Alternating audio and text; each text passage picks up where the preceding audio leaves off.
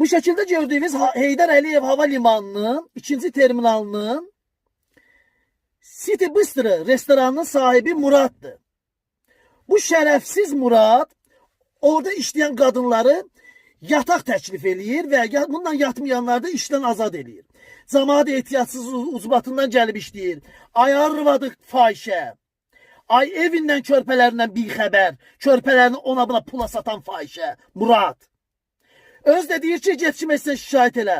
Mən Bəylər Eyvov mənim arxamda dayanıb. Rabo arxamda dayanıb. Ay fahişədən əmələ gələn. Ay İlham Əliyev. Heydər Əliyev hava limanı fahişəxanaya çevirib bu oğraş. Hara baxırsınız? Mehriban Əliyeva. Fahişə Mehriban. Bu fahişənin balalarını yığışdırın.